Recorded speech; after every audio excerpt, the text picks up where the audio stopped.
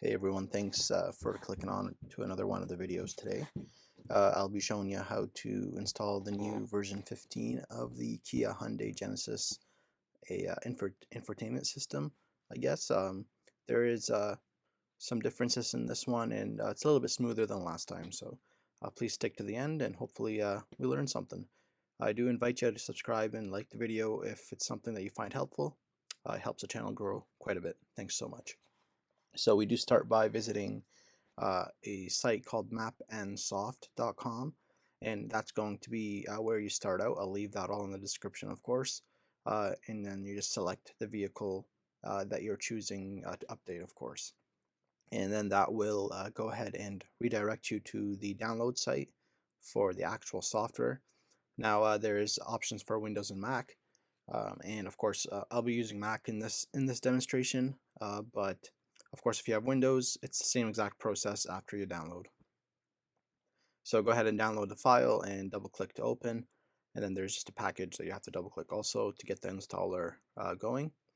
Now on Mac, and this is a Mac specific thing, I guess, it automatically blocks the software from opening. Maybe it's some sort of security thing, I guess.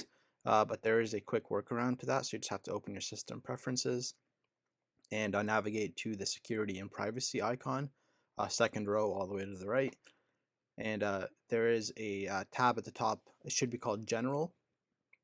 And that's where there's a button that shows up at the bottom that says Open Anyway next to the name of the program that you're trying to open. And that'll get you going. On Windows, I don't think it's the same thing, of course. It'll just open right away. So enter your administrator information just to get the password or the software installing, and that's really all you need to do.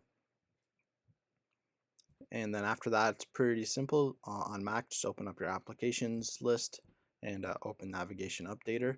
On Windows, it may put a desktop icon for you, so just look out for that too.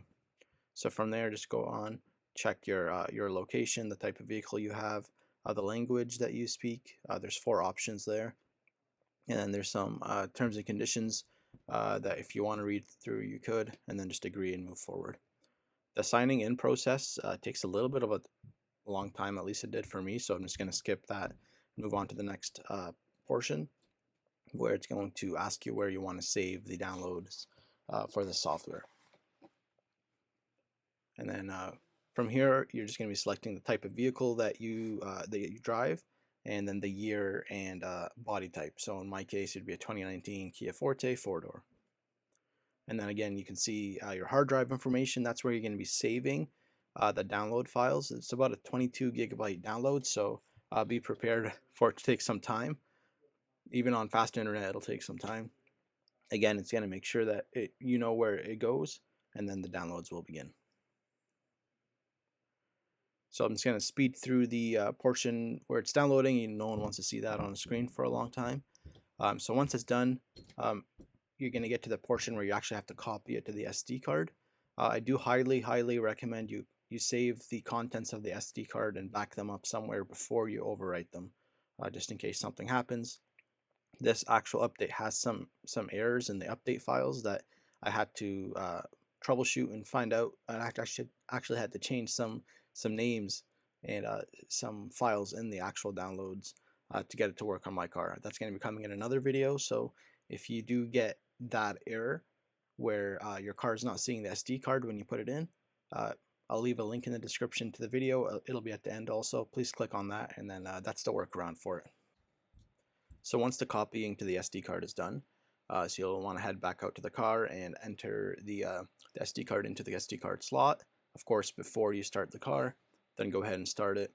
And you'll see this right here. The card is just, I guess, being looked at by the car. It's going to notice that the navigation files are different. So you might get like an unsuccessful navigation startup. That's totally okay. Where you want to head is to the settings, where you'll be choosing to actually update the car. And again, this is the portion that I said your SD card might not be actually discovered by the car. If you get that error, there's a link to a video that I'll be making at the end of this video to help you walk through those steps. So setup button, like I'm showing here, then you select General, and then you're going to be shown the current information that the car is set up to, and then you'll be presented with an update option. So I can't get it to scroll here, but yeah, so you click yes. And new to this update that I haven't seen before is an option to schedule the update for a different time. I'm not sure why anyone would want to do that. The car has to be on the entire time, so probably best just to do it when you have about 30 minutes of time. So from here on out, it's about a 20-minute wait. It's going to go through the entire update. I'm fast forwarding just for the sake of time. It's going to update a bunch of different things depending on what software version you're coming from. Now I'm going to be speeding this up just for the sake of time, like you said earlier. So please be prepared to have some spare time while this is going. It's not a quick update at all, and the system will restart a few times. So just make sure to let it do its thing, not to ever turn off the power to the car. And I recommend having the engine running and not having it in like accessory mode, because then you risk the possibility of your battery dying or anything really going on where the car might shut off, and then you risk completely bricking your system, and then it's a fun trip to the dealership or trying to figure out how to fix it from there. So it goes through and updates a bunch of different things: the modem, this looks like the new Connect system. Unfortunately, it's still as slow as ever through the app. Hopefully they fix that, but there's some cool visual changes with this update that I'll be putting in a video at the very end of this, I guess, that you'll see the link to. It'll be a completely different video just going through the changes that I see.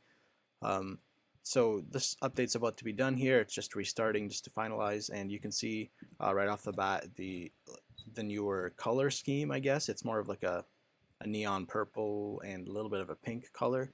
As far as I could tell from a quick look through, it doesn't let you change that, so that's a major thing for me that I wish they would do.